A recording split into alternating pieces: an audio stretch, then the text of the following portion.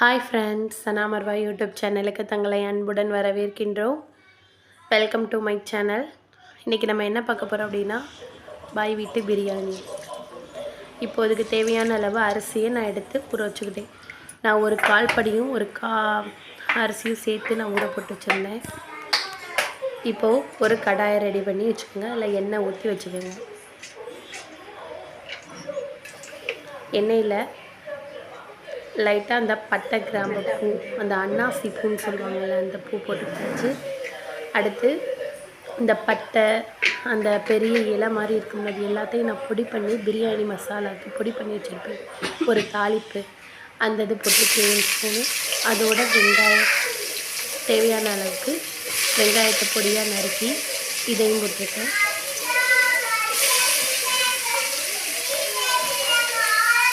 எல்லாத்தையும் எடுத்து ஒன்றுனா இதில் போட்டுட்டு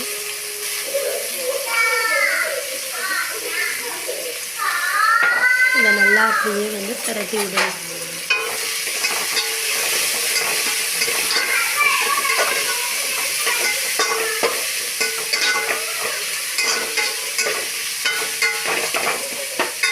நல்லா இந்த வெங்காயம் வரைக்கும்போது குட்டி குட்டியாக எல்லாம் சீர்ந்திருக்கும், எல்லாத்தையும் போட்டு கரண்டியில் குத்தி இதை விட்டு நல்லா வேகிறதுக்கு வச்சுக்கிறணும்.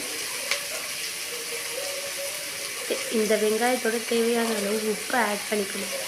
நான் எவ்வளோ அரிசி போட்டேனோ கால் படியும் ஒரு அரைப்படியும் சேர்த்து போட்டேன். அந்த இதுக்கு தகுந்தாப்பில் உப்பு போட்டு மொத்தமாக சேர்த்து, இப்போ போடுற உப்பு தான், மறுபடியும் நான் உப்பு ஆட் பண்ண மாட்டேன். உப்பு போட்டோம் அப்படின்னா அந்த வெங்காயம் சீக்கிரம் வெந்து வரும்.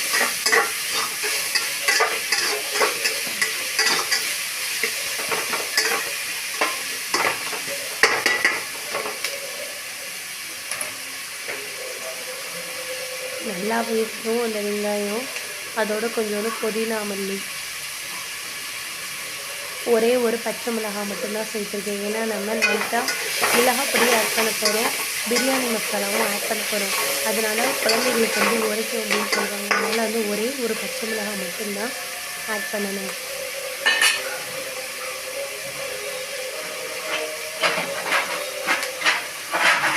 நல்லா ஆட் பண்ணி கொஞ்சம் நல்லா வந்த உடனே அதை லைட்டாக மூடிடணும்.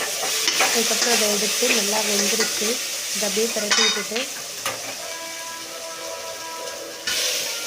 இதை உள்ள தக்காளி, புதினா மல்லி இது எல்லாத்தையும் சேர்த்து போட்டு மறுபடியும் கொதிக்க விடணும். நல்லா வதக்கணும். சட்டி லைட்டாக கீழே அடி பிடிச்சிட்டு ஒன்றும் ப்ராப்ளம் இல்லை, லைட்டாக பண்ணணும். இந்த டைப்லேயே லைட்டாக கொஞ்சம் நெய் விட்டு வதக்கணும். அப்போ தான் பிரியாணியில் நல்லா ஸ்மெல்லாக இருக்கும். தேவையான அளவு இஞ்சி பூடு பேஸ்ட்டு, நாங்கள் எங்கள் வீட்டில் நல்லா இஞ்சி பூடெல்லாம் நல்லா சுத்தமாக போடுவோம். பிரியாணிக்கு நம்ம மசாலா சேர்க்கிறத விட காட்டிலும் அந்த இஞ்சி பூடு, நம்ம போடக்கூடிய இஞ்சி பூடு மசாலா ஜாமான்களும் நல்லா இருந்துச்சு அப்படின்னா அந்த பிரியாணி ரொம்ப டேஸ்ட்டாக வரும். லைட்டாக ஒரு பிஞ்சு தான் மிளகாய் பொடி போட்டு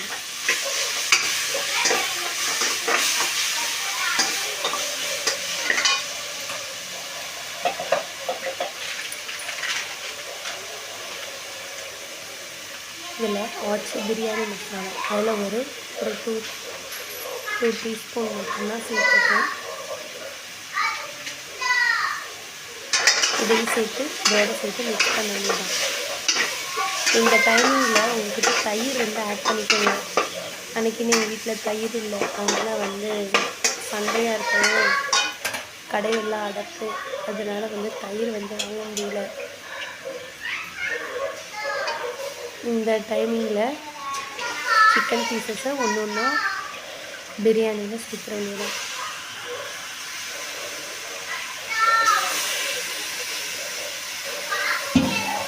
போட்டு நல்லா பரட்டி விடணும். அந்த மசாலாலாம் அந்த கறியில் ஆட் ஆகிற மாதிரி நல்லா அதை பரட்டி வச்சுட்டு, நீங்கள் எப்போயுமே சட்டி பிரியாணி இந்த மாதிரியில் பண்ணும்போது நீங்கள் குக்கரில் யாரும் வைக்காதீங்க, சட்டிலே பிரியாணி பண்ணுங்க. அப்போ தான் நல்லா டேஸ்ட்டாக இருக்கும். ஒரு தோசை கரண்டி கையில் வச்சுக்கிறோங்க. அப்போ தான் வந்து எல்லா மசாலா அடி பிடிச்சாலும் அந்த மசாலா அப்படிங்கிறது எல்லாத்தையும் வந்து மிக்ஸ் எடுக்கிறதுக்கு நல்லாயிருக்கும். இல்லை லைட்டாக வந்து சிக்கன் மசாலா பொடி ஒரு 2 டீஸ்பூன் வந்து சேர்த்துருக்கேன். ஏன்னா ஆல்ரெடி முன்னாடியே வந்து பிரியாணி மசாலா சேர்த்தாச்சு, இஞ்சி பூண்டு சேர்த்தாச்சு. அதோட 2 டீஸ்பூன் வந்து இது கறி குழம்புக்கு போட மசாலா 2 டீஸ்பூன். இது எல்லாத்தையும் சேர்த்துட்டு நான் தயிர் ஊற்றலை. இந்த தயிர் ஊற்றாததுக்காக ஒரு 1/2 லெமன் இதில் புழிஞ்சு விட்டுருக்கேன். அந்த தயிருக்கும் இந்த 1/2 லெமனும் ஈக்குவல். தயிர் ஊற்றினா தயிர் மட்டும் ஊற்றணும், லெமன் ஊற்றினா லெமன் மட்டும் ஊற்றணும். ரெண்டுமே சேர்த்து ஊற்றணும் அப்படின்னா பிரியாணி ரொம்ப புளிப்படிச்சிடும்.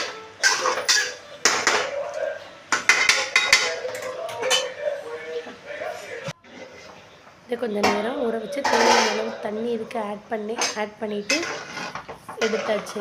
இப்போது அரிசி வந்து 1.5 டம்ளர் எடுத்திங்கன்னா 3 டம்ளர் வந்து நீங்கள் தண்ணி ஊற்றக்கூடாது. 2.25 டம்ளர் தண்ணி ஊற்றினா போதும். நான் அந்த குவான்டிட்டியில் தான் நான் தண்ணி ஆட் பண்ணி கொதிக்க வச்சுருக்கேன்.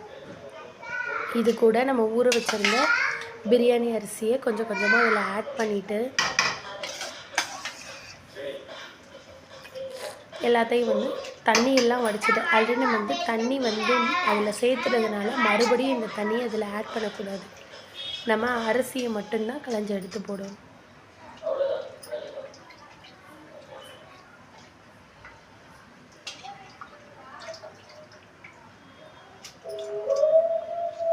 எல்லாத்தையும் நல்லா அதில் எடுத்து போட்டுட்டு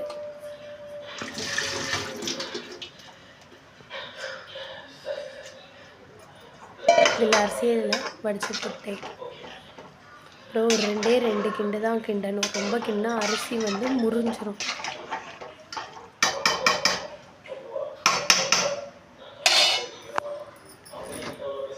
அதுக்கப்புறம் பிரியாணிக்கு லைட்டாக ஒரு டீஸ்பூன் வந்து தேங்காய் எண்ணெய் ஊற்றினோம் அப்படின்னா இன்னும் நமக்கு டேஸ்ட்டாக இருக்கும். நான் ஒரே ஒரு டீஸ்பூன் மட்டும் தேங்காய் எண்ணெய் ஊற்றிருக்கேன். இந்த டைமிங்கில் கொஞ்சம் நெய்யும் சேர்த்துக்கலாம், ஒரு 2 டீஸ்பூனுக்கு. அவ்வளோதான். இதுக்கு மேலே இந்த பிரியாணியில் நம்ம எண்ணெயோ நெய்யோ ஆட் பண்ண தேவையில்லை. ஒரு 2 டீஸ்பூன் மட்டும்தான் நம்ம நெய் ஆட் பண்ணியிருக்கோம். அதுக்கப்புறம் மூடி திறந்து பார்த்தீங்கன்னா நல்லா வெந்துருந்துச்சு. இந்த டைமில் தான் நம்ம தம் போடணும்.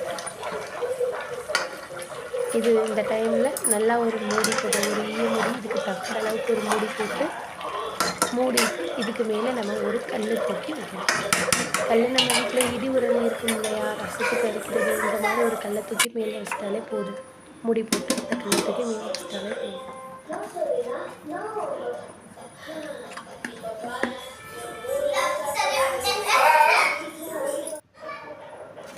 கொஞ்சம் நேரம் ஒரு 10 நிமிஷம் கழித்து அதை திருப்பி ஓப்பன் பண்ணி பார்க்கணும்.